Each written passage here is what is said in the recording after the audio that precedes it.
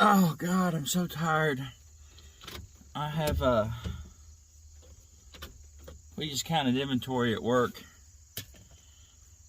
$1.8 million in truck parts, I think is what the boss said.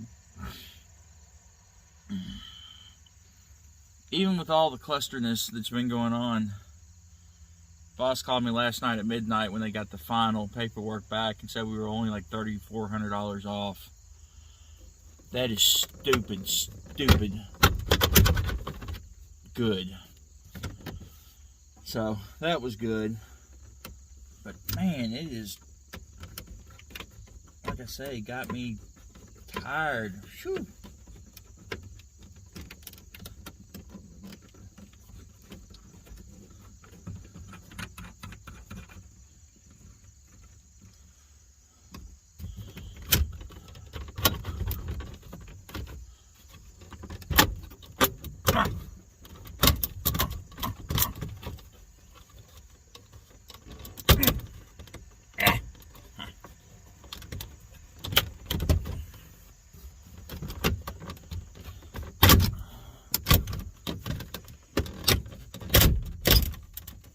As you can see,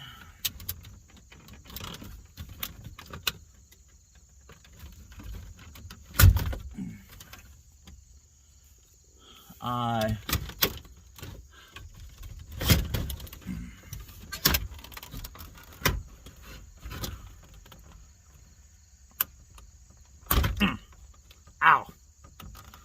Ugh. You gotta grunt, it makes it go better.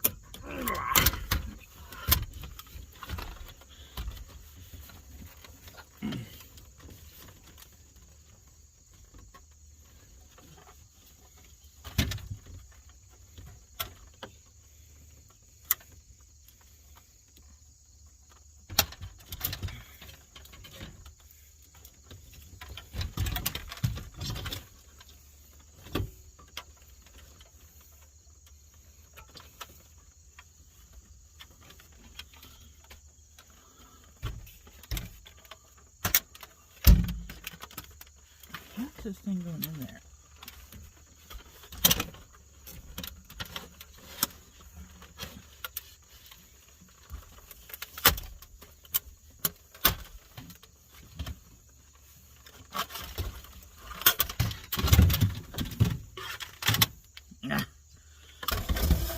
Oh, that was devastating.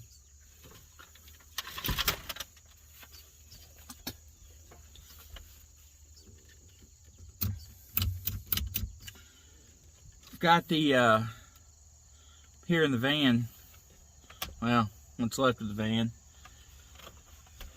and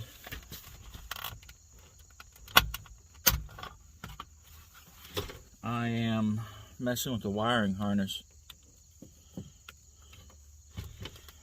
Like I said,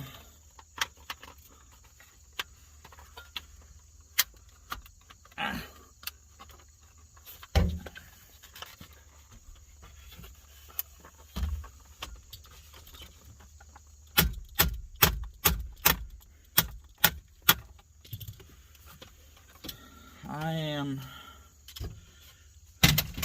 going to try to keep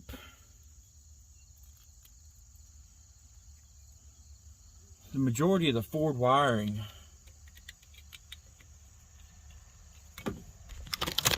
it gets turned.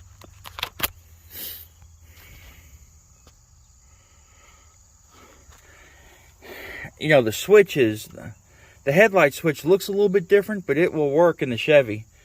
You know, the outlets, the radio, all this stuff, I'm trying to actually going to try to keep the majority of the Ford wiring.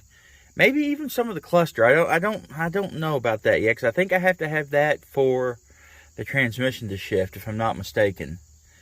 Not 100% sure on that. I'll have to play around with it, but we'll see. So I'm going to get some of this pulled apart, and I'll bring you back here in a few minutes. This was a pain in the butt. Big time. Anyways, there's a lot of wires in here. Lots of wires. It'll be okay. We'll figure it out.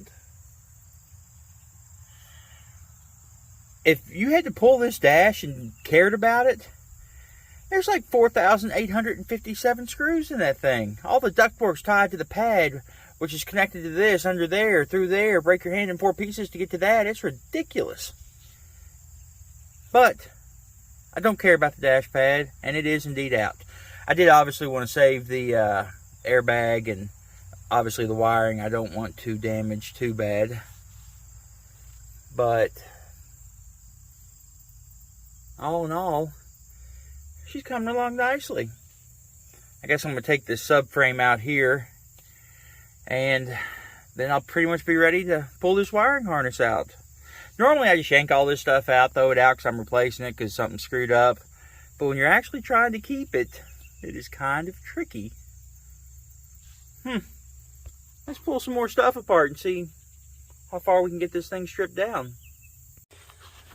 Man, they make it really hard to get the wiring harness out of a vehicle. 14 hours later.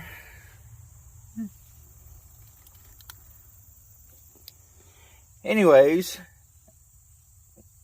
got the steering column thingy removed, the main dash brace, the converter valve. I have figured out what some of these modules do. That is insane.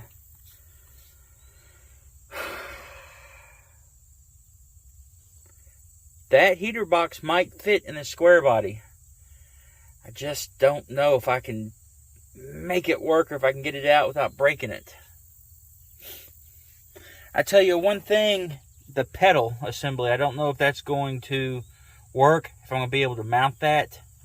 I'm going to have to play around with it and see. Because I don't know if I have a flat surface, because it mounts on the wall and the firewall, and it's kind of weird.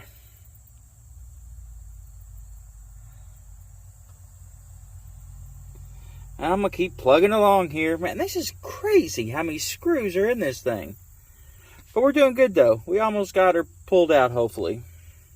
Hopefully. We'll see. No harness. Man, that is just a severe pain in the butt to get all this wiring out.